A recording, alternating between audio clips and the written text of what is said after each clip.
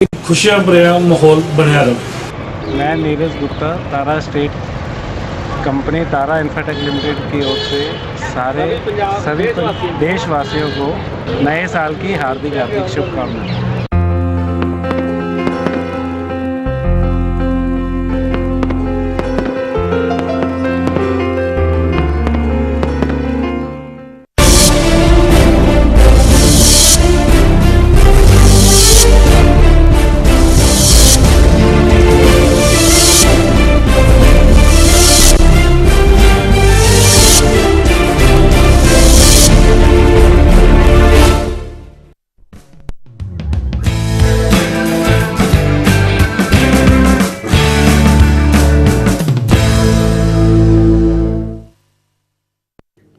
नमस्कार, आप देख रहे हैं न्यूज लाइन और मैं हूं यूसुफ अंसारी। दरिंदगी की चार्जशीट दिल्ली पुलिस ने साकेत कोर्ट में पेश कर दी है।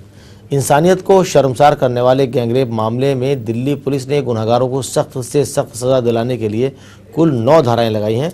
न्यूज लाइन की शुरुआत दरिंदगी की चार्जशीट के साथ करेंगे और साथ ही आपको बताएंगे कि पाकिस्तान के पूर्व क्रिकेटर जावेद मियांदाद को लेकर भारत में क्यों बवाल मचा हुआ है।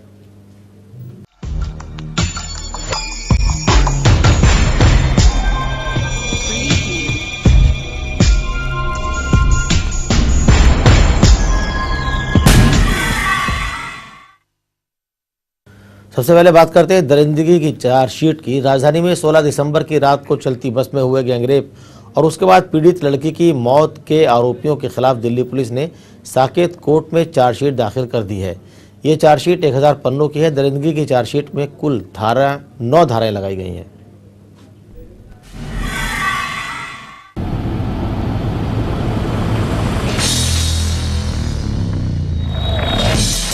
दिल्ली गैंगरेप मामले में राजधानी को शर्मसार करने वाले दरिंदगी की चार्जशीट दाखिल कर दी गई है। दिल और दिमाग को झकझोर कर रख देने वाले गैंगरेप मामले में दिल्ली पुलिस ने गुनहगारों का हिसाब किताब साकेत कोर्ट में दाखिल कर दिया। चार्जशीट 1000 पन्नों की है। आरोपियों पर कुल 9 धाराएं। आरोपियों पर डकैती, हत्या का आरोप, अपहरण, रेप, हत्या की कोशिश का भी आरोप है। धारा 302, 396, 376 के तहत चलेगा केस। चार्जशीट में पीड़ित के फ्रेंड का बयान, लड़की का बयान, परिवार वालों के बयान, लड़का और लड़की की मेडिकल रिपोर्ट, आरोपियों के बयान, इलाज करने वाले डॉक्टरों के बयान, लड़की की मौत होने तक के कुछ जरूरी कागजात, बस से जुड़े कुछ कागजात, चश्मदीद और पुलिस कर्मियों के बयान भी दर्ज किए गए हैं। कुल मिलाकर चार्जशीट में 40 गवाहों के बयान दर्ज है। गुनहगारों को सजा दिलाने में कोई कोर कसर न रह जाए, इसके लिए दिल्ली पुलिस ने चार्जशीट को उन सभी जघन्य वारदातों के अध्ययन के बाद बनाया है जिनमें आरोपियों को सजा दिलाने में दिल्ली पुलिस कामयाब रही है।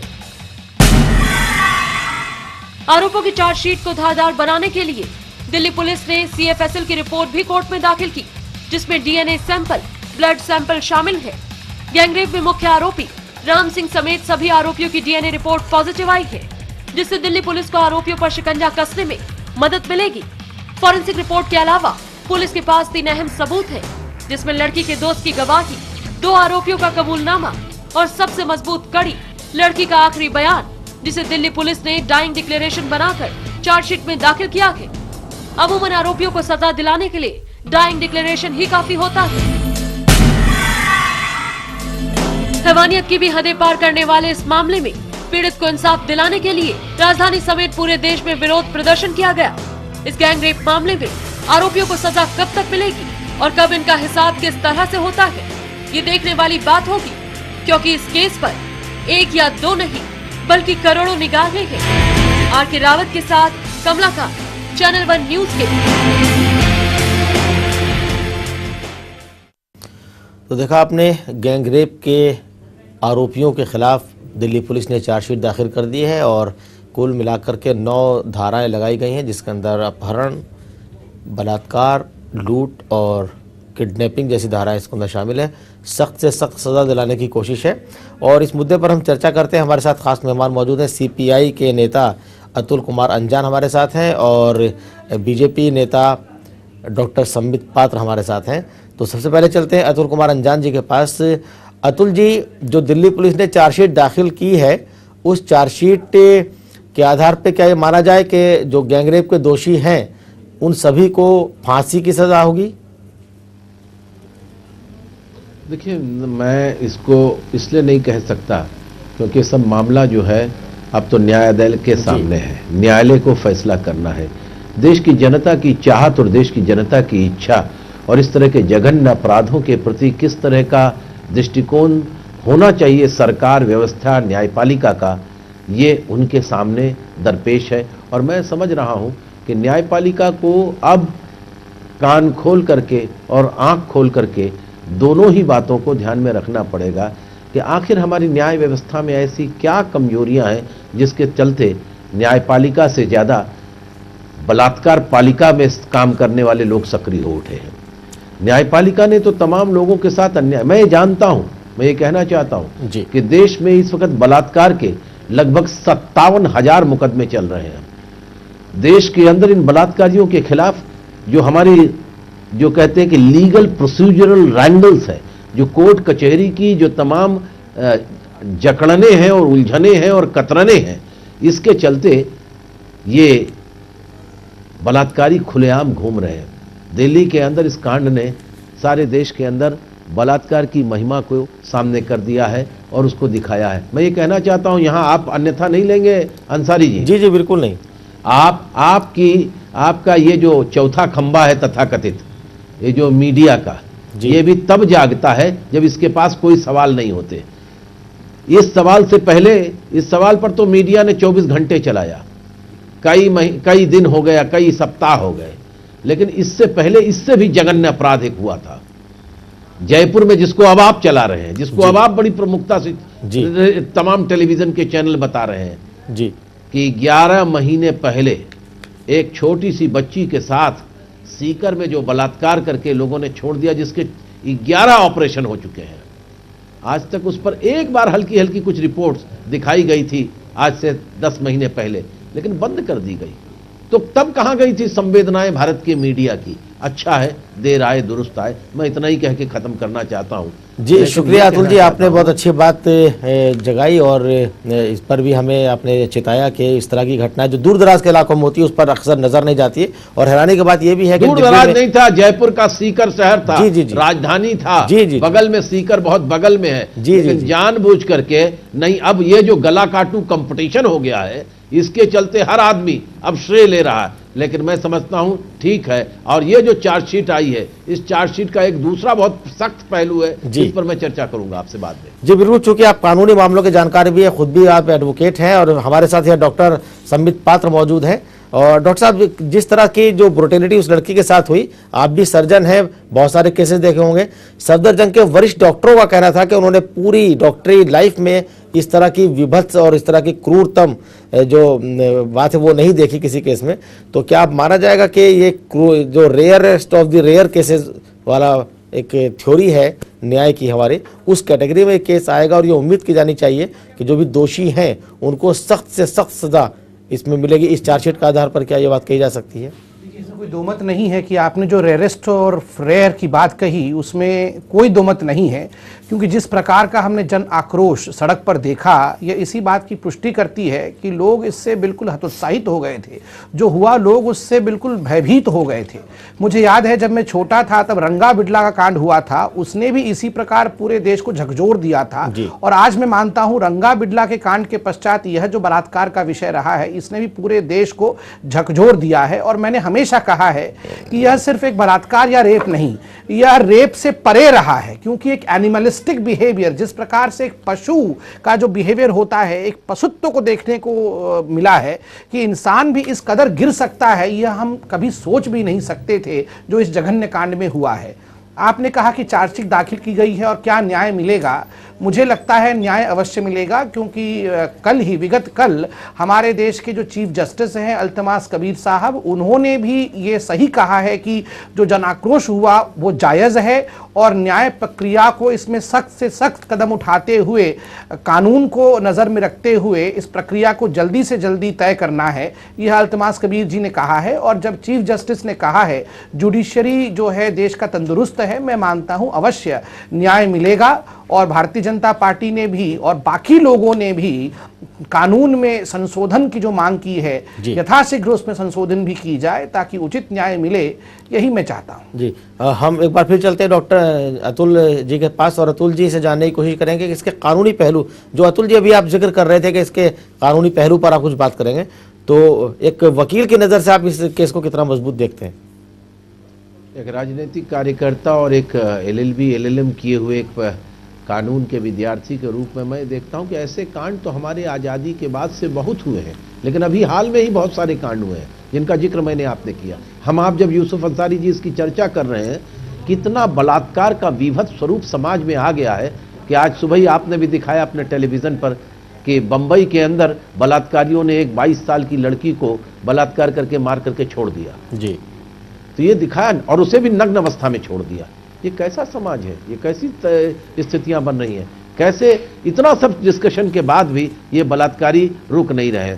मैं ज़्यादा यहाँ पार्टीबाजी की बात नहीं करना चाहता और यहाँ पार्टी का झंडा गाड़ने की भी जरूरत नहीं है, वरना बहुत सारे परखच्चे उड़ जाएंगे। मैं उनकी भी बात करना चाहता हूँ और डॉक्टर साहब से भी कहता हूँ कि जो अभी चर्चा कर रहे थे, कृपया पार्टी वार्टी किनारे रखिए, जरा इस वक्त बात कीजिए दूसरे की, हमारे समाज की समस्याओं के बारे में। पार्टी की बात करेंगे तो बहुत दूर तक जाएगी। मैं आपसे ये बोल रहा हूं कि ये सारे लोग ये कह रहे हैं, मेरा अपना निजी मानना ये है कि बलात्कार तब तक नहीं रुकेगा जब तक बलात्कारियों को मृत्युदंड तो दिया जाए। वो तो देने की अलग बात है, कहा जाए कितना संशोधन है, लेकिन जिस तरह का खौफ हमारे इस 123 करोड़ के समाज में इस बलात्कार के खिलाफ पैदा करना चाहिए, हमारी कानून व्यवस्था में उतनी मजबूती नहीं। मैं तो समझता हूं कि बलात्कारियों का अंग काट देना चाहिए और उनके दोनों हाथ काट देने चाहिए, और ताकि वो घूमे। और ये हथकटा हुआ इंसान हाथ क्यों काट देना चाहिए? बलात्कारी का अगर लिंग काट दिया जाएगा तो ये फिर बड़ा भारी जालिम खूंखार बदमाश हो जाएगा, इसलिए ये वारदातें कर सकता है। इसलिए इसके दोनों हाथ अगर काट दिए जाएंगे लिंग के साथ, तो ये जहां जहां घूमेगा लोग देखते ही समझ जाएंगे कि आ रहा है बलात्कारी। तो ये रोज जिएगा और रोज मरेगा। इसलिए बलात्कार के खिलाफ एक खौफ हो जाएगा, ये भीख मांगने के लिए भी इसके पास हाथ नहीं रहेगा। ये इसलिए सख्त से सख्त कानून इसकी दिशा में होना चाहिए। लेकिन जो बात बता रहे कानून की, मैं आपसे पूछ रहा हूं, फास्ट ट्रैक आपने कोर्ट बना दिए, देश की जनता कह रही है कि बलात्कारियों के खिलाफ सख्त से सख्त कार्रवाई की जाए, और फास्ट ट्रैक कोर्ट में पॉलिसी चालू हो जाएगी। सख्त कानून बनाने के लिए CRPC IPC में संशोधन करने की जरूरत है, संसद का सत्र बुलाए जाने की जरूरत है, संसद का सत्र राजनीति से ऊपर उठ करके देखने की जरूरत है। CRPC और IPC का 3 दिन के लिए बुलाइए आप सब, और उसको पारित करा के राज्यों से भी पारित करा करके तब कीजिए, वरना इस 57,000 केस फास्ट ट्रैक कोर्ट्स में अगर चालू हो जाएंगे कुछ राज्यों में, तो जितने लोगों को जिनको सजा होनी चाहिए सख्त से सख्त फांसी की, वो हार्ड ज्यादा से ज्यादा 7 साल की सजा काट करके निकल आएंगे, या 7 साल का सजा फास्ट ट्रैक कोर्ट में हो जाएगी। इससे जरूरी है इस बात को, इसलिए कि मेरठ के जिले में अभी पिछले दिनों 8 साल पहले एक 7 साल की बच्ची के साथ बलात्कार करके एक हरीश नाम के आदमी ने उसको खेत में ले जाकर बलात्कार किया। जब वो चीखने लग गई, गांव के लोग आ गए तो उसको जान से मार दिया, उसका गला दबा करके, और पुलिस उसको देखती रह गई, कुछ नहीं किया। आखिर में उसके परिवार के आदमी ने, उसके पिता ने अपने जीवन के सारे खेत पात बेच के 5 लाख रुपया लगाया, और लगा करके सुप्रीम कोर्ट तक से उसको जब फांसी की सजा मिल गई, तो हमारी सोनिया गांधी जी की सरकार ने, हमारे ये जो है मनमोहन सिंह जी की सरकार ने दया की पिटीशन उसकी स्वीकार कर ली, और हमारी पूर्व राष्ट्रपति राष्ट्राध्यक्षा प्रतिभा देवी सिंह पाटिल ने उसको फांसी की सजा से आजीवन कारावास में बदल दिया। तो ऐसे भी इसने इस सारी चीजों को ध्यान में रख करके संसद का सत्र बुला करके फास्ट ट्रैक कोर्ट तो बनाइए, लेकिन फास्ट ट्रैक कोर्ट के ऊपर गतिविधि तब शुरू होगी जब संशोधन हो जाए कानून में, वरना पुराने कानून से इनको कोई एक ऐसी सजा नहीं मिलेगी जो सजा मिलना मुश्किल है। बस सही बात आपने अतुल जी के बहुत बुनियादी मुद्दा आपने उठाया, किसी ने चर्चा नहीं की यूसुफ अंसारी जी इस विषय पर। इस दृष्टि से किसी ने भी किसी चैनल में तमाम बड़े बड़े न्यायविद इकट्ठा हो गए, इस बात को किसी ने नहीं कहा कि फास्ट ट्रैक कोर्ट बना देने से ही मामला नहीं होगा, क्योंकि फास्ट ट्रैक पर कोर्ट में पुराने नियम कानून से ही कानूनी कार्रवाई होगी, नए कानून नियम से नहीं होगी। इसलिए संसद का सत्र बुलाया जाना अच्छा है। मैं इसे पार्टी नीतियों से ऊपर उठ करके कहना चाहता हूं। हो सकता है मेरी पार्टी में भी इस सवाल पर कुछ दूसरा दृष्टिकोण हो, लेकिन मैं इसे दृष्टिकोण के हिसाब से कह रहा हूं, देश और समाज को ध्यान में रखते हुए कह रहा हूं। जी, बहुत बुनियादी बात आपने उठाई है कि अगर फास्ट ट्रैक कोर्ट बनेगा और कानून में बदलाव नहीं होगा तो अपराधियों को उतनी कड़ी सजा नहीं मिल पाएगी जितनी कड़ी सजा की ये समाज, ये देश उम्मीद कर रहा है। हम चलते हैं, अभी हमारे साथ जुड़ गए हैं एक वरिष्ठ पत्रकार लतांत कुमार जी। लतांत जी, जो भी आपने अतुल जी का मशवरा सुना, जिनका कहना है कि जब तक कानून में बदलाव नहीं होगा तब तक फास्ट ट्रैक कोर्ट बनाने का भी फायदा नहीं होगा, क्योंकि अभी जो कानून है उसमें बलात्कार की सजा सिर्फ 7 साल की है। जब तक कानून नहीं बदलेगा तब तक फास्ट ट्रैक का फायदा नहीं हो पाएगा। तो क्या कहेंगे इस पर आप? ना, मैं बिल्कुल सहमत हूँ अनजान जी की बात से। मैं बिल्कुल सहमत हूँ अनजान जी की बात से जी।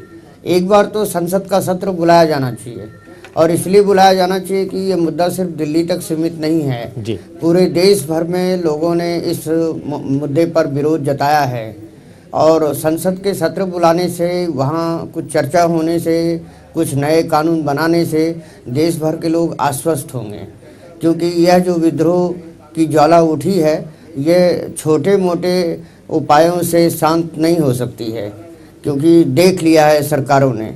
वो बाबा रामदेव के यहाँ जब डंडे चले तो सब चले गए, भाग गए, बाकी जगह भी भाग गए, लेकिन इस आंदोलन में लाठी भी चल रही है, पानी भी चल रहा है, बावजूद इसके कि लोग डटे हुए हैं और लगातार डटे हुए हैं जी। क्योंकि लोगों ने महसूस किया है कि पुलिस के जरिए से वो अदालत में इंसाफ नहीं पा रहे हैं, और ये घटनाएं गली कूचे में होती रहती हैं दिन रात, घर में भी, बाहर भी, सुबह भी, रात भी। तो इसलिए लोग तो आतंकित हो चुके हैं, और जब तक कि इसमें पूरी तरह से आश्वस्त कर देने वाला कानून नहीं बनता है, कानून कितनी कठोर होगी, कितना नहीं होगा, ये तो तय करेंगे जो इसके विशेषज्ञ हैं। लेकिन लोगों का आक्रोश समाप्त करने के लिए सिर्फ एक आदमी को सजा देने या इस एक घटना से जुड़े लोगों को सजा देना काफ़ी नहीं होगा, बल्कि जहाँ जहाँ से भी बलात्कार के मामले उठ रहे हैं, एक जागरूकता तो आई है जी। मैं देख रहा हूँ कि पहले होता था कि बलात्कार करने वाले फरार हो जाते थे, लेकिन अभी मैं देश भर से जितनी खबरें आ रही है मैं देख रहा हूँ कि वहाँ बलात्कारी पकड़े गए हैं।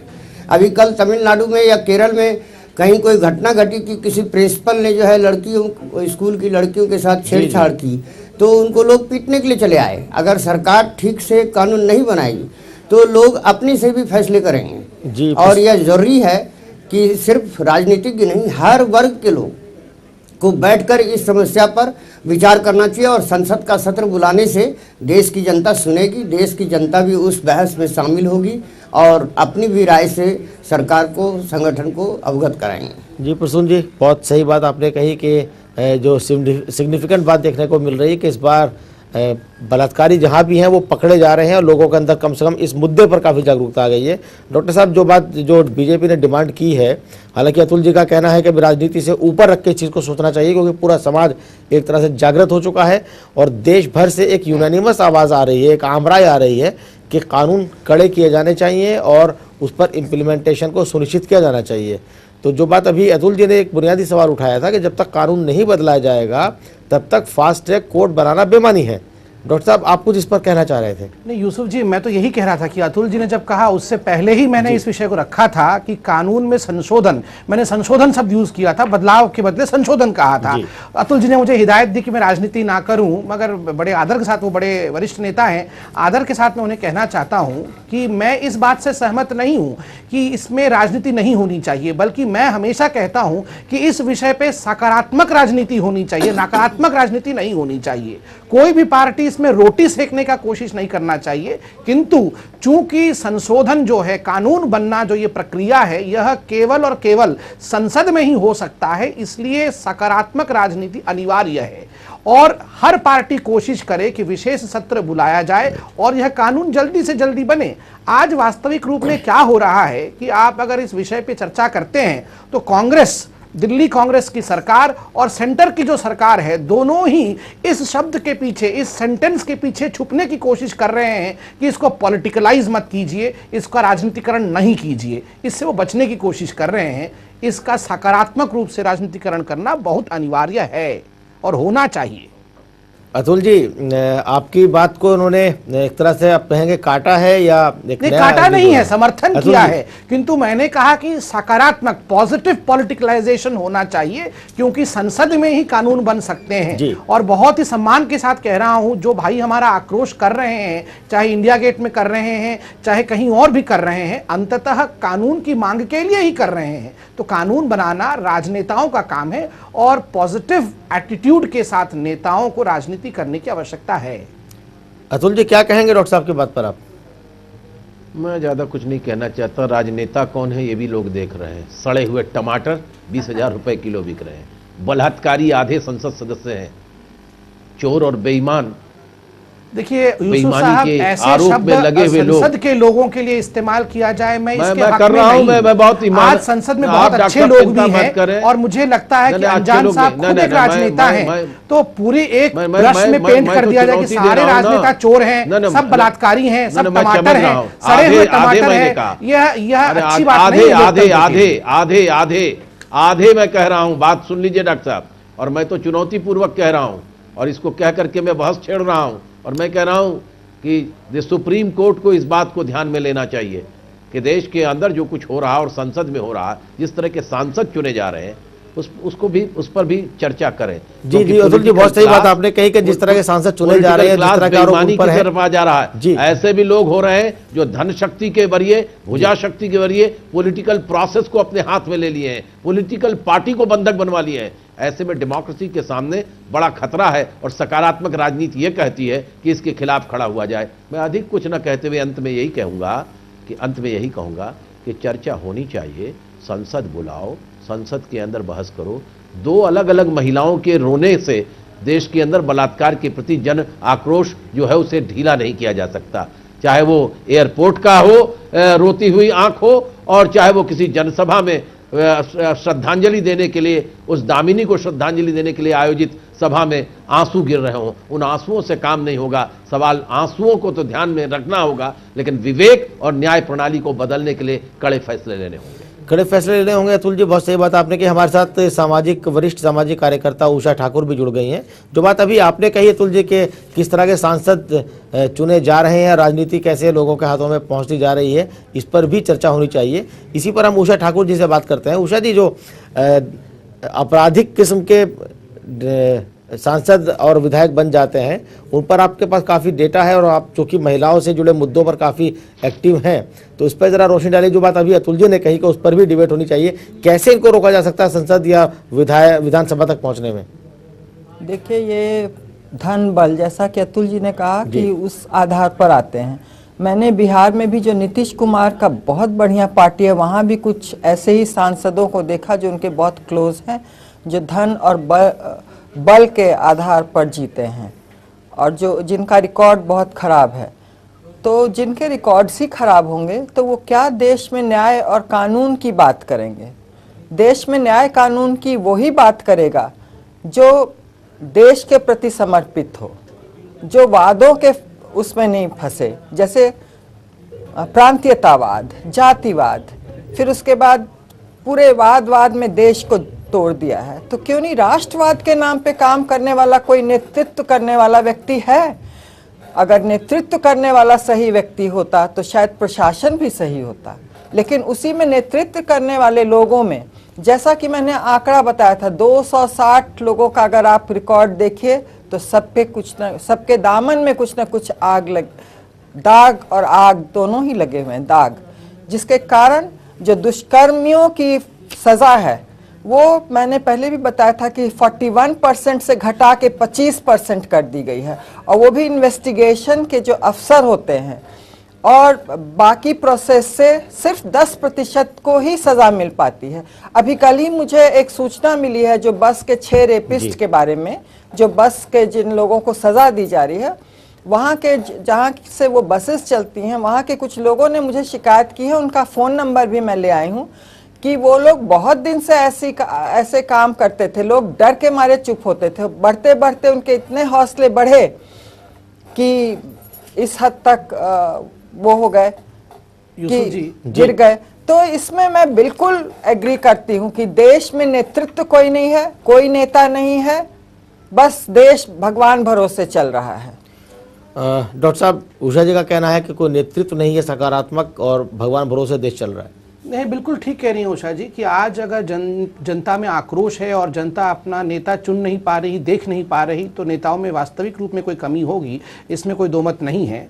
किंतु अतुल अंजान जी के विषय को और उषा जी के विषय को आगे बढ़ाते हुए मैं कहूँगा कि केवल कानून बनाने से ही नहीं सुधर जाएगा सब कुछ। कानून बनाने के पश्चात उसके इम्प्लीमेंटेशन का भी ख्याल रखना पड़ेगा, किंतु बहुत सारे ऐसे कानून हैं अगर जो सही तरह से इम्प्लीमेंट हो चुके होते तो जो कांड हुआ वह कांड होता ही नहीं। जैसे कि जो बस यादव ट्रैवल्स जो बस था जिसमें यह दुर्घटना घटी, उस बस में टेंटेड ग्लास लगे हुए थे, उस पर पर्दे लगे हुए थे, जबकि यह गैरकानूनी है। अगर सही मायने में दिल्ली पुलिस और दिल्ली सरकार ट्रांसपोर्ट डिपार्टमेंट इसमें काम करती तो उस बस को पहले से ही जब्त कर लिया जाता। राम सिंह जो कि सबसे मुख्य आरोपी है इस पूरे कांड का, राम सिंह की कहानी हम सबसे छुपी नहीं है। वो 9 बार का ऑफेंडर रह चुका है, उसके पास ड्राइविंग लाइसेंस तक नहीं था और वो किसकी बस चला रहा है? स्कूल बच्चों की बस चला रहा था। आप बताइए, अगर पब्लिक ट्रांसपोर्ट डिपार्टमेंट दिल्ली की दुरुस्त होती तो क्या राम सिंह पहले से नहीं पकड़ा जाता? और अगर राम सिंह पहले से पकड़ा जाता, बस पहले से जब्त हो जाती, तो आज हमारे बीच दामिनी ना होती। कानून तो बन जाते हैं मगर कानून को सही मायने में इंप्लीमेंट करने के लिए भी सकारात्मक राजनीति की आवश्यकता है, सही नेता की आवश्यकता है। डॉक्टर साहब, बहुत सही बात आपने कही। एक सवाल और है जो हम अतुल जी से जानना चाहेंगे। अतुल जी, जो ये 6 आरोपी हैं इनमें से एक लड़का जिसकी उम्र 18 साल से कम है, और ऐसा भी पता चला है कि सबसे ज्यादा जो विभत्सता है उस लड़की के साथ क्रूरता जो अपनाई उस लड़के ने की है। और जैसे कि आशंका है कि वो लड़का चूंकि 18 साल से कम उम्र का है और जुवेनाइल जस्टिस के हिसाब से उसकी सज़ा 3 साल हो सकती है, तो वही बच जाएगा। तो क्या आपको लगता है कि जो 18 साल से कम उम्र के लड़के अपराध करते हैं उनकी सज़ा में भी इजाफे की ज़रूरत है? देखिए, मैं फिर आपसे कह रहा हूं यूसुफ जी, मेरे विचार कुछ दूसरे हैं, शायद लोग मेरे साथ सहमत न होंगे। जिस तरह का ये पूरा बलात्कारीकरण हो रहा है यहाँ पूरी महिला समाज के साथ, ये बेफिक्र होकर के बलात्कार हो रहा है। अब तो इस दामिनी के कांड के बाद लड़कियों में, महिलाओं में, समाज के पीड़ित लोगों में हौसला पैदा हुआ है कि वो जाकर के पुलिस में अपनी रिपोर्ट लिखा रहे हैं, क्योंकि पुलिस भी सोई रहती थी। किस तरह का समाज हमने बनाया है, इसलिए हम समझते हैं कड़ी से कड़ी सजा की जरूरत है। लेकिन ये समाज बन क्या रहा है? 24 घंटे आपका ये जो टेलीविजन है ये क्या परोस रहा है? ये सिर्फ प्यार, मोहब्बत, चुम्मा चाटी परोस रहा है। डेवलपमेंट की कोई स्टोरी नहीं है। क्या आधे नंगे शरीर पेश कर रहा है। आप बलात्कार फिल्में और ये विज्ञापन भी जो है, ये विज्ञापन कितने अश्लील विज्ञापन है। सवाल सिर्फ बलात्कार का नहीं है, ये बलात्कार होता कैसा है। मैं कोई साइकोलॉजिस्ट नहीं हूं, साइको एनालिसिस्ट नहीं हूं, लेकिन मैंने कुछ फिलॉसफी पढ़ी है, इसलिए मेरा ग्रेजुएशन में सब्जेक्ट था, ऑनर्स मैंने उसमें भी किया है। तो मैं जानता हूं बलात्कार करने के साथ साथ आप लोगों के अंदर कामुकता पैदा करें।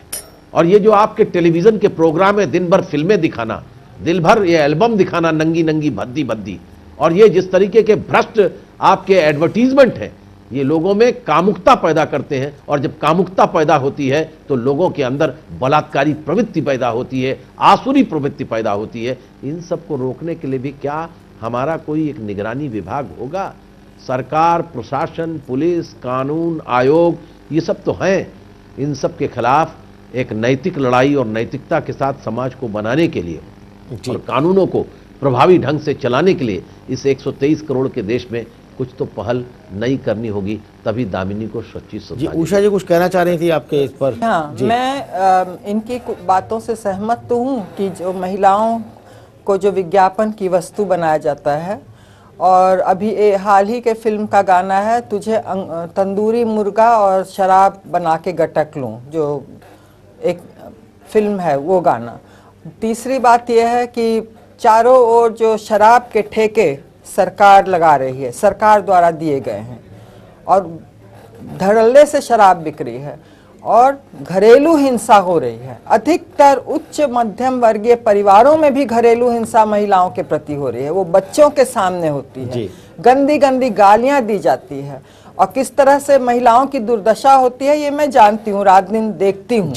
तो ये सब भी कारण है कि बच्चों के मस्तिष्क पे क्या प्रभाव पड़ेगा जब महिलाओं के प्रति घरेलू हिंसा होती है शराब पी पी के। तो शराब भी कहीं ना कहीं एक कारण है इसका, घरेलू हिंसा भी एक कारण है। क्योंकि हम लोग के समय में, मैं 1 मिनट में बताती हूँ, मैं कहना चाहती हूँ कि मैंने देखा है अपने परिवार में बदसूरत औरतें थी, खूबसूरत आदमी थे, फिर भी लोगों ने उनके साथ बहुत सम्मान पूर्वक संबंध निभाया।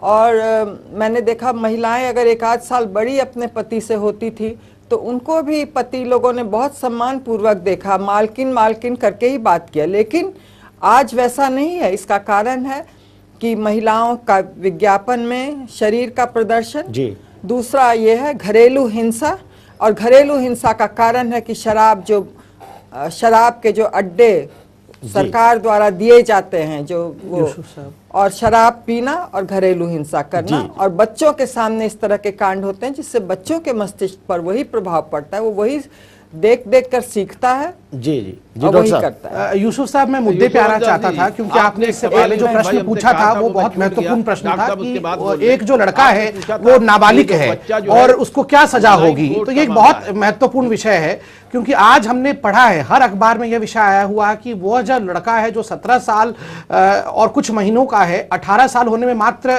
3 माह बचे हैं, उस लड़के ने अतिशय कर दिया है। सबसे बड़ा जघन्य काम उस लड़के ने किया है। 2 बार बलात्कार उस लड़के ने किया है। उन दोनों व्यक्तियों को, लड़का और लड़की को बस में लाने का काम उस लड़के ने किया है, और जो अंतुड़ियां को अपने हाथ से निकाल के बाहर फेंकना उस लड़के ने किया है। आज हर अखबार ने इसे दिखाया है। मैं भारतीय जनता पार्टी और मैं मानता हूं कि एक बच्चा आज इस बात से सहमत है कि वो लड़का छूटना नहीं चाहिए। अगर मात्र 3 वर्ष की सजा से वो लड़का छूट जाता है तो इससे बुरी बात कुछ नहीं होगी। मैं एक डॉक्टर भी हूं तो मैं बता दूं आपको कि आज जो चार्जशीट दाखिल की गई है उस लड़के की चार्जशीट दाखिल नहीं हुई है क्योंकि डॉक्टरी रिपोर्ट वेट की जा रही है। और डॉक्टरी रिपोर्ट में मैं ईश्वर से प्रार्थना करता हूं कि जो ऑसिफिकेशन रिपोर्ट आएगी उसे बालिग सिद्ध अवश्य करेगी और उस लड़के को भी कड़े से कड़े कानून के अंतर्गत फांसी दी जाएगी। और अगर ऐसा नहीं होता है तो मैं चाहूंगा कि कानून के प्रावधान में बदलाव आए ताकि इस प्रकार के लड़के को कभी भी हम बड़ा न बनने दे। अगर वो आदमी बन गया और हैवान बन के समाज में जाता है तो कल वो क्या नंगा नृत्य करेगा हम सब जानते हैं। जी उषा जी कुछ कहना चाह रही थी आप? जी हाँ, उस लड़के के बारे में मुझे सूचना काफी पहले मिल गई थी और जिन्होंने दिया उनका नंबर भी है मेरे पास। और लड़के के बारे में बताया गया कि पूरे गांव के कितने लोगों ने आके शपथ पत्र दिया है कि ये मेरे बेटे से 2 दिन पहले पैदा हुआ है कोई बेटे के साथ, और वो किसी रसूख वाले को जानता है जिसका नाम मैं नहीं लेना चाहती हूँ, वो जो लड़का है। और उसके ऊपर ऑलरेडी पहले भी केसेस थे।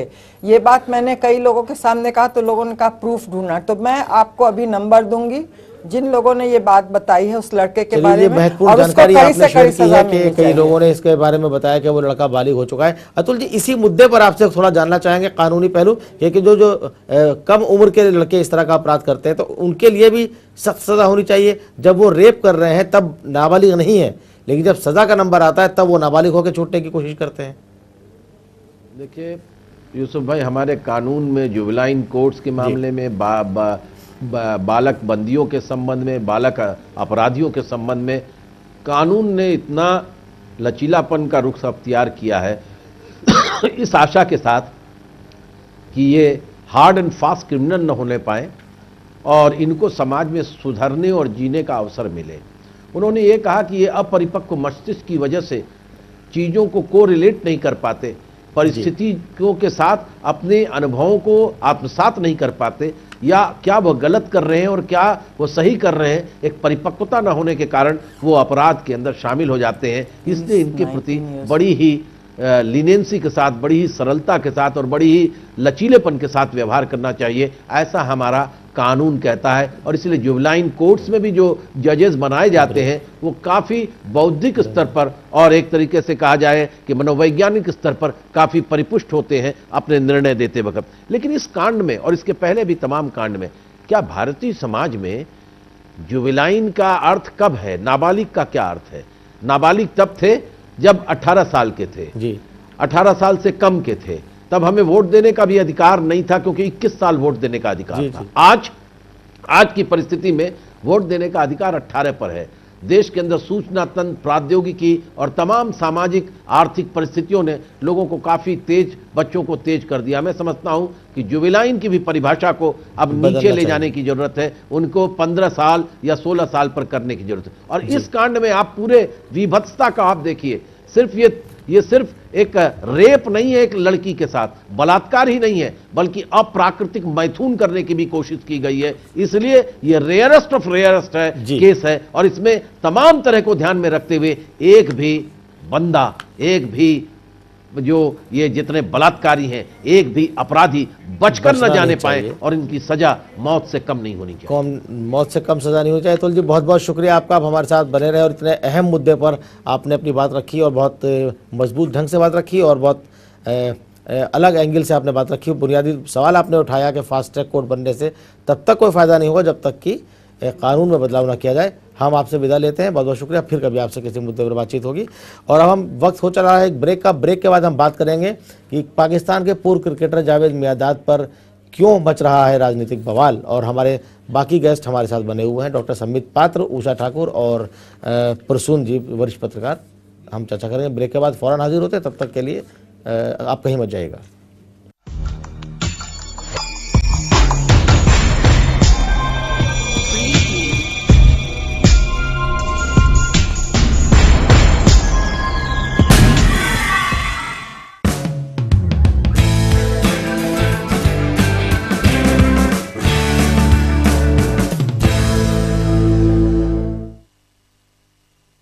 PCL इंडिया लिमिटेड पेश करते हैं Pearls Residency Mohali, Pearls City Mohali, Pearls Royal Garden Sehore, Pearls Gateway Madurai, Pearls Township Bathinda, Pearls Riviera Cochin, Pearls Gateway Tower Noida और Pearls Corporate and W Mall New Delhi. Projects of PCL India limited. PCL में ग्राहकों का हित सुरक्षित, कंपनी अपने दायित्वों का निर्वाह करने में पूर्णतः सक्षम। आधिकारिक तौर पर पुष्टि।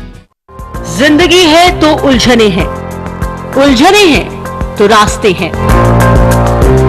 आप किस राह आगे बढ़ेगी, आपका भविष्य हो उज्जवल। देखिए हमारा खास कार्यक्रम करियर गाइड, सोमवार से शनिवार दोपहर 3:30 बजे सिर्फ चैनल 1 न्यूज पर। मकसद वजूदे कायनात।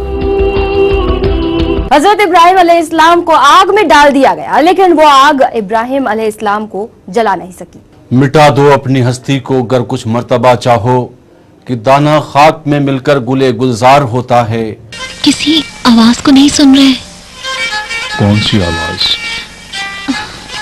किसी बच्चे की आवाज। जी हाँ, कुरान पाक सदियों से हमारी रहनुमाई कर रहा है। शायद दुनिया में कोई भी इसे फरामोश नहीं कर सकता। हिंदुस्तान की तारीख में पहली बार इस रोशन हकीकत को लेकर हाजिर हैं हम। देखिए हमारी खुसूसी पेशकश सदाए हक, सिर्फ चैनल 1 न्यूज पर।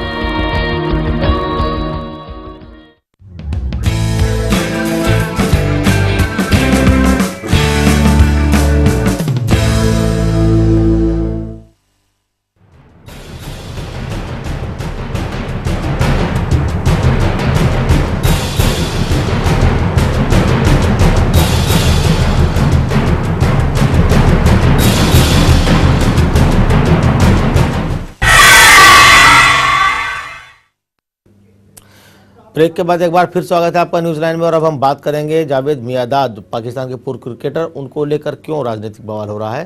पाकिस्तान के पूर्व क्रिकेटर जावेद मियांदाद 5 जनवरी को भारत पाकिस्तान वनडे देखने के लिए दिल्ली आएंगे, लेकिन मियांदाद को भारत का वीज़ा दिए जाने पर बवाल मचा हुआ है। विपक्ष तो निशाना साध ही रहा है, लेकिन मियांदाद को लेकर कांग्रेस में भी दो फाड़ है। मियांदाद को लेकर बवाल क्यों है, आइए एक नज़र डालते हैं।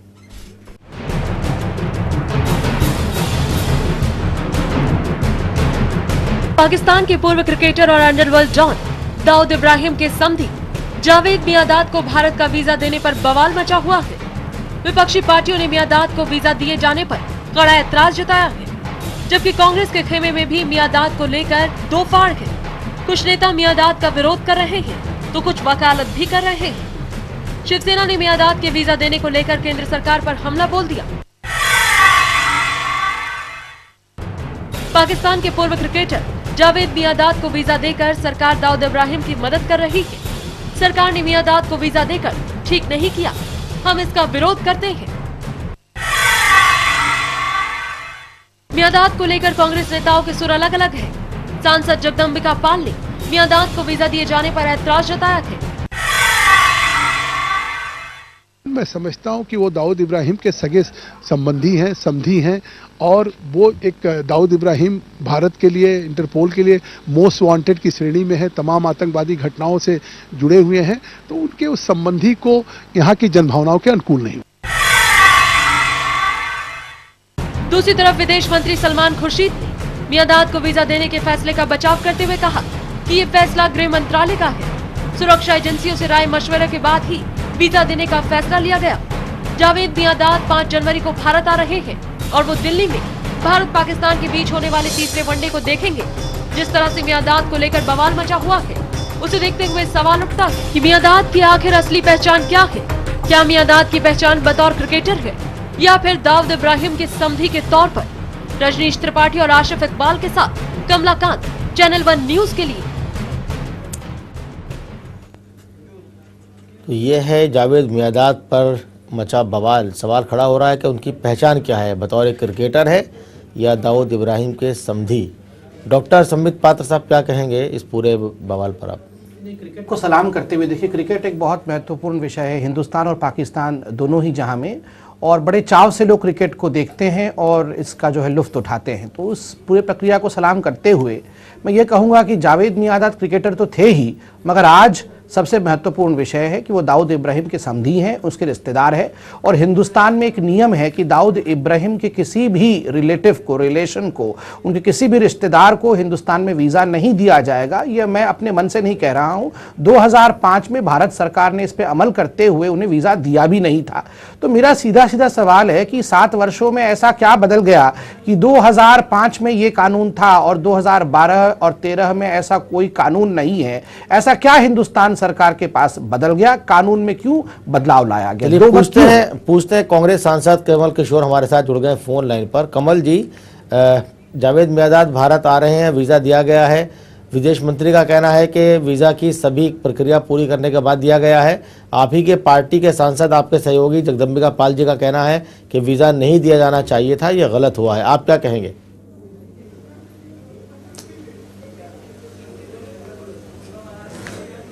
कमल किशोर जी, लगता है कमल किशोर जी से संपर्क पूरी तरह स्थापित नहीं हो पाया है। अभी हम राय लेते हैं वरिष्ठ पत्रकार प्रसून जी से। प्रसून जी, आप पूरे विवाद को किस तरह से देखते हैं?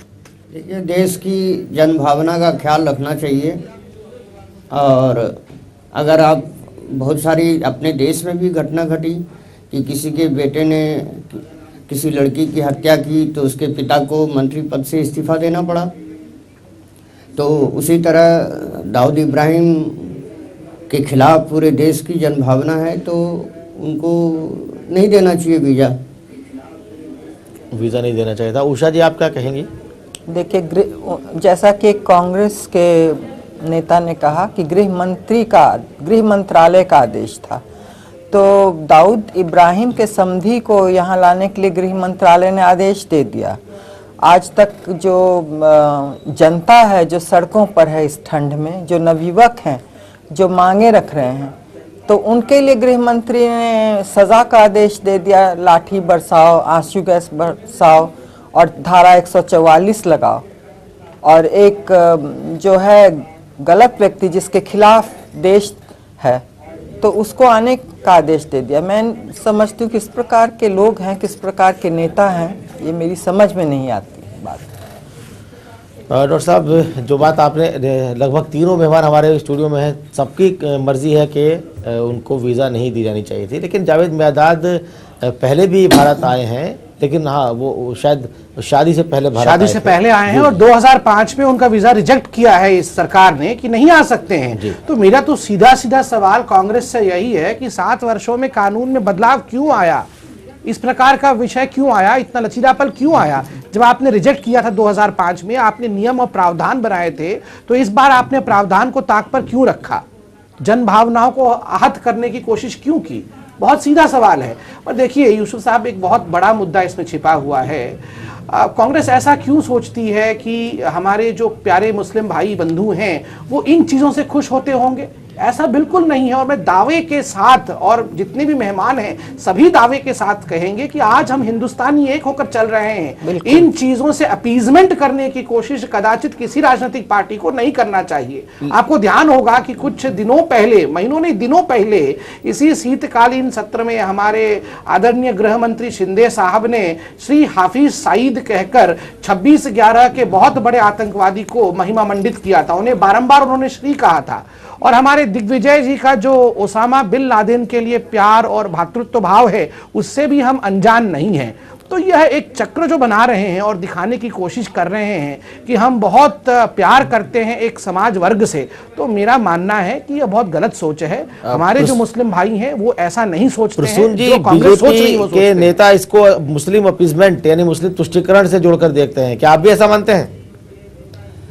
नहीं, मुझे लगता है कि ये जावेद मियांदाद का नाम आ गया है तो चर्चा में बात आ गई होगी, लेकिन इस तरह की इंटेंशनली कि भाई इसका कोई राजनीतिक लाभ उठाना है उनको बुलाकर, तो मुझे नहीं लगता कि इस तरह की कोई बातचीत हो सकती है। लेकिन फिर भी मैं ये समझता हूँ कि इस तरह के लोगों को अपने देश में बुलाकर अगर तुष्टीकरण की कोई कोशिश की जा रही है तो इसका कोई बेहतर नतीजा सामने नहीं आएगा। बेहतर नतीजा तो तब आएगा जब हम अपने देश में मुस्लिम भाइयों के साथ प्यार मोहब्बत के साथ रहें, बिल्कुल उनको हम सहयोग करें, सपोर्ट करें, तो इससे लोग खुश हो सकते हैं और देश भी मजबूत हो सकता है। लेकिन अब इस तरह के कोई दाऊद के समधी को बुलाए, कोई इधर बुलाए, वो इसलिए विरोध हो रहा है क्योंकि पाकिस्तान के राष्ट्राध्यक्ष आते हैं, गृह मंत्री आते हैं, विदेश मंत्री आते हैं, उनके लिए कोई दिक्कत नहीं होती, उनके लिए कोई सवाल नहीं उठता है। सवाल तो जावेद मियांदाद के लिए इसलिए उठा कि ये एक आतंकवाद से जुड़े हुए व्यक्ति का रिश्तेदार है, तो विरोध तो होना चाहिए। अब बलात्कार करने वाले लोगों का विरोध इसलिए हो रहा है, जो सपोर्ट करेगा आज उसका भी विरोध होगा, तो इस दृष्टि से विरोध हो रहा है, तो यह बहुत ही स्वाभाविक है, वाजिब है। लेकिन जो बीजेपी के नेता अभी डॉक्टर संबित पात्र ने कहा कि साहब ये मुस्लिम तुष्टीकरण की नीति हो सकती है कांग्रेस की, क्या उससे आप सहमत है कि ऐसा हो सकता है? नहीं, अब बीजेपी तो को जहाँ मुसलमान नजर आता बीजेपी को तुष्टीकरण क्यों नजर आने लगता है वहां पर? तो मैं तो यूसुफ साहब मैं से बता दूं, यहाँ कोई हिंदू मुस्लिम का भाव नहीं है। आतंकवाद जो है वो धर्म से ऊपर उठकर है। आतंकवाद कोई धर्म होता ही नहीं है, आतंकवादी को धर्म नहीं होता है। और कांग्रेस इस बात को समझ नहीं रही है कि आतंकवादी कोई धर्म नहीं होता है। वो हर चीज में आतंकवाद का धर्म नहीं होता, बात बिल्कुल सही है, लेकिन इंसान व्यक्ति का धर्म होता है। और व्यक्ति पर आपने कहा कि साहब जावेद मियांदाद को जो वीजा दी गई है वो मुस्लिम तुष्टीकरण का एक कांग्रेस ऐसा जरूर सोच सकती है। मैंने कहा कि आप क्या कहेंगे, संभावना है, क्योंकि कुछ दिन पहले श्री हाफिज सईद कहना, ओसामा जी को बारंबार ओसामा जी कहना, यह सब एक कोइंसिडेंस मात्र नहीं हो सकता है ना, इसके पीछे कुछ ना कुछ संभावनाएं भी हो सकती है। मैं इनसे पूरी तरह सहमत हूं, क्योंकि सरकार की जो ये दो तरह की जो नीति है, मैं नहीं समझती हूं कि ये सही है। बिल्कुल, उषा जी ने भी सही कहा। और मैं आपको यूसुफ जी याद दिलाऊं, मुझे समझ ही नहीं आता है कांग्रेस की नीति। आप देखिए अभी जो गैंगरेप मामला हुआ, बड़ा दुर्भाग्य विषय है इसमें कि जो रस्साकस्सी हुई है वो दिल्ली सरकार और केंद्र के कांग्रेस की सरकार बीच में चल रही है कि तू और मैं। और अब जो रस्साकस्सी हो रहा है जावेद मियांदाद को लेकर, तो वो MEA ministry of external affairs और गृह मंत्रालय के बीच में हो रही है कि हम तो नहीं चाहते थे मगर ये फिर भी ले आए। और खुद ही कांग्रेस के नेता जो है आगे आकर बोल रहे हैं कि जावेद मियांदाद साहब को आना नहीं चाहिए था, तो कैसे आ गए? अब बताइए, एक ही सरकार में 2-2, 4-4 मत कैसे हो सकते हैं? कहीं ना कहीं दाल में कुछ काला तो है ना। दाल में काला आप देखते हैं, पूरी दाल ही काली है। उषा जी को पूरी दाल काली नजर आ रही है। पुरसून जी, आपको क्या नजर आ रहा है? पहले तो ये मुझे लगता है कि दाल में काला जैसे उदाहरण से तो इस बात को हम समझ नहीं सकते हैं। इसमें तो साफ और सीधी बात है कि यह पूरी तकनीकी मामला है, कानूनी मामला है। उन्होंने एप्लीकेशन दिया होगा, इन्होंने उनको पास कर दिया। जब पास हो गया तो एक प्रसिद्ध आदमी की जब चर्चा सामने आती है, 2005 में क्यों नहीं पास हुआ? मेरा बहुत वाजिब सवाल है कि कानून के अंतर्गत 2005 में क्यों नहीं पास हुआ मियांदाद साहब का वीजा? क्यों ये रिजेक्ट कर दिया गया? नहीं, डॉक्टर साहब की इस बात से सहमत हूँ कि जब आप उस समय उनको नहीं आने दिए तो फिर यह अचानक आप उनको क्यों लाने की कोशिश कर रहे हैं? अभी तो उन्होंने कसाब को फांसी दे दी, लेकिन फिर भी अफजल गुरु का मामला लोग उठाते हैं। और जब कानून में यह प्रावधान है कि अपने दाऊद इब्राहिम के किसी भी रिश्तेदार को हिंदुस्तान के लिए वीजा नहीं मिलेगा, तो इस प्रावधान का उल्लंघन करने की क्या आवश्यकता आन पड़ी? और पाकिस्तान में भी देखता हूं कि कई लोग हिंदुस्तान से वहां जाना चाहते हैं, उनको वीजा नहीं देते हैं, जबकि उनका बहुत ही वाजिब कारण होता है, फिर भी नहीं देते हैं। तो ये तो वो सीमा पर और ये गृह मंत्रालय ये सब का तकनीकी मामला है। लेकिन जावेद मियांदाद का मामला चूंकि दाऊद इब्राहिम से जुड़ा है और आतंकवाद को बहुत सहा है इस देश के लोगों ने, विरोध में भी लोग खड़े हुए हैं, तो ऐसी परिस्थिति में जन भावनाओं का ख्याल रखना चाहिए। आज जन भावनाओं का ख्याल रख के बलात्कार के खिलाफ कानून बनाने की तैयारी हो रही है। इससे पहले जब 26 वो बम्बई वाली घटना घटी थी तो पूरे देश में आतंकवाद ही था, उसी के विरुद्ध सारी बातें हो रही थी जी। तो लेकिन एक बड़ा तबका इस देश में है जो ये मानता है कि क्रिकेट को बाकी और दूसरे रिश्तों से अलग रखना चाहिए और क्रिकेट में राजनीति नहीं आनी चाहिए, डिप्लोमेसी नहीं आनी चाहिए, बल्कि क्रिकेट का इस्तेमाल हम दोनों देशों के बीच रिश्तों को बेहतर बनाकर कर सकते हैं। इसका उत्तर मैं देना चाहूंगा। आपने बिल्कुल सही कहा और मैंने भी शुरू में कहा था कुछ भी बोलने से पहले कि मैं क्रिकेट के भाव को नमस्कार करते हुए, सलाम करते हुए कहता हूं, भारत पाकिस्तान के बीच क्रिकेट में कभी भी दरार नहीं आना चाहिए। किंतु इसका अर्थ यह नहीं है कि कल को खुद दाऊद इब्राहिम कहे कि मैं हिंदुस्तान आके क्रिकेट मैच देखना चाहता हूं क्योंकि ये क्रिकेट का विषय है इसलिए दाऊद इब्राहिम को स्वागत हम करें, तो यह बात भी ठीक नहीं है। क्रिकेट अपनी जगह पे है, आतंकवाद उससे बड़ा विषय है। और जावेद मियांदाद टेलीविजन पर क्रिकेट देख सकते हैं अगर उनकी देखने की। बिल्कुल सही बात है। मैं ये पूछना चाहती हूँ, कहीं सरकार ने सोचा होगा कि जनता का विषय मोड़ दो, वो लोग इस पर चर्चा करेंगे और बाकी जो सड़क पर बैठी जंतर मंतर पर नवयुवक गण है उनको भूल जाएगी? इस बात को मोड़ने के लिए तो नहीं कहा है, क्योंकि हम लोग तब सरकार पर बहुत ही संदेह कर रहे हैं इस। जी प्रसून जी, बहुत बुनियादी सवाल उषा जी ने उठाया कि ये भी हो सकता है कि जो बवाल एक बचा हुआ है बलात्कार के लेकर के और लोग ठंड, कड़ाके की ठंड के बावजूद जंतर मंतर में जमे हुए, उससे ध्यान हटाने की एक कोशिश हो सकती है। और कांग्रेस के एक सांसद सबसे पहले इस मामले को उठाते हैं कि साहब जावेद मियांदाद को वीज़ा नहीं दिया जाना चाहिए था। तो क्या लगता है कि सरकार की ये एक मंशा हो सकती है? में जो डटे हुए जो लोग हैं ना, जो नई पीढ़ी है ना, जो नौजवान हैं, वो इन सब चीज़ों से अभी भागने वाले नहीं हैं। आप तो देखिए इस घटना की निर्ममता को, बर्बरता को, करुणा को, दर्द को, क्योंकि इसने पूरे देश के लोगों को झकझोरा है। और गली कूचे में आज लड़कियां बाहर आ रही हैं, वो अपने अच्छे उद्देश्यों के लिए आ रही हैं, लेकिन उसके हिसाब से न समाज का ढांचा बदल रहा है, न पुलिस बदल रही है और न लोग बदल रहे हैं। लोग, खासकर वो लोग जो कि औरतों को कामुक नज़र से देखते हैं। अभी उन्होंने, अतुल अंजान जी ने पहले कहा था कि टेलीविज़न पर रात भर दिखाते हैं कि बलात्कार करने का आपका मन कैसे बने, और सुबह बलात्कार के विरोध करने वाले लोगों का दिखाते हैं जुलूस। यानी वो दिन को भी कमा रहे हैं मीडिया वाले और रात को भी कमा रहे हैं। रात को बलात्कारी बनाने के लिए कमा रहे हैं और दिन को बलात्कारी को सजा देने के लिए कमा रहे हैं। लेकिन क्या ये सरकार की एक पूरे मसले से सरकार ध्यान रखने वाला मामला नहीं है जावेद मियांदाद से। नहीं, आपने बात सही कही कि जो लोग जंतर मंतर में बैठे हैं उनके जज्बे में कहीं कोई कमी नहीं है, वो शक से परे है। लेकिन क्या सरकार की यह मंशा हो सकती है कि इस सबसे ध्यान हट जाए और जावेद मियांदाद की तरफ ध्यान चला जाए? बिल्कुल नहीं, ऐसा हो तो बहुत बचकानी बातें हैं कि सरकार का ध्यान हट जाएगा, मतलब लोगों का ध्यान हट जाएगा। खाली जंतर मंतर पे नहीं हो रहा है, पूरे देश का हर एक चौराहा जंतर मंतर बन गया है। तो वहाँ जो है विरोध में लोग खड़े हैं, उनको ये जावेद मियांदाद और क्रिकेट नहीं दिखाई पड़ेगा। नहीं, विदेश कहीं भी हो रहा है, लेकिन मीडिया पर जो होगा तो ये भी चर्चा शुरू होगी तो लोगों का ध्यान इस ओर भी आकर्षित होगा, उस पर से थोड़ा बच जाएगा। डॉक्टर साहब आप क्या कहेंगे इस पर, उषा जी की बात पर? यह एक संभावना हो सकती है, मगर मुद्दे से नहीं भटकते हुए मैं यह कहूंगा कि दामिनी को सलाम है, उसके लिए इन छोटे छोटे विषयों से कभी भी मुद्दा भटक नहीं सकता है।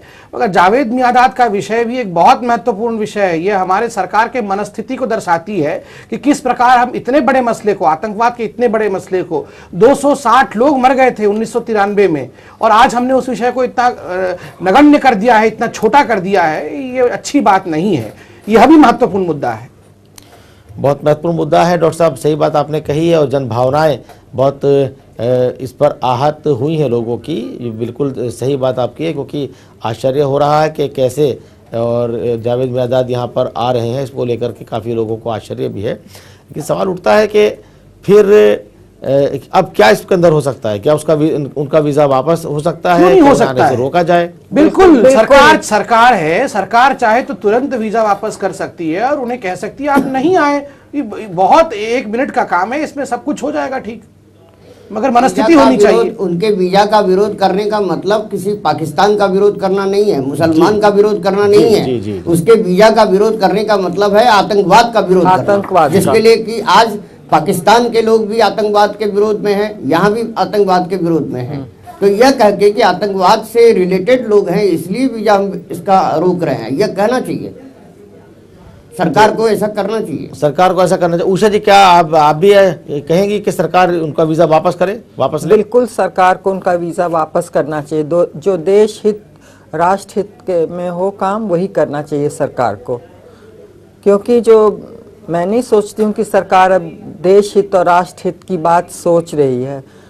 सोचती तो आज जो नवयुवक हैं वहाँ पड़े हुए हैं, मांगे रख रहे हैं और धीरे धीरे ये लोग कानून बना रहे हैं, कुछ कर रहे हैं, बिल्कुल कछुए की गति से चल रहे हैं या शुतुरमुर्गी हथकंडा अपना रहे हैं। कभी कहीं सिर गोदते हैं, कभी कहीं, समझ नहीं पा रहे हैं क्या करें, क्योंकि वो कुछ करना ही नहीं चाहते हैं। जी, बहुत सही बात आपने कही कि सरकार शुतुरमुर्गी एक रवैया अपना रही है, खतरा देखकर सर छुपा रही है, खतरे से सामना नहीं कर रही है और एक आम राय, जन भावनाएं आहत हुई हैं, ऐसा मानना सभी का है और सब चाहते भी हैं कि अगर इस पर कुछ हो सकता है और कड़ा कदम अगर सरकार उठा सकती है तो जावेद मियादाद को दिया गया वीज़ा वापस लिया जा सकता है, इसके अंदर कोई हर्ज नहीं है। बहरहाल ये निर्भर करेगा सरकार के एटीट्यूड पर, सरकार के रवैये पर। और इस अहम बहस पे हमारे साथ प्रसून जी बने रहे, डॉक्टर संबित पात्र बने रहे, उषा जी बने रहे, तीनों मेहमानों का हम बहुत बहुत शुक्रिया। और आज की न्यूज़ लाइन में इतना ही, कल फिर हाजिर होंगे एक नए मुद्दे और कुछ और अहम मेहमानों के साथ। तब तक के लिए इजाज़त दीजिए, नमस्कार।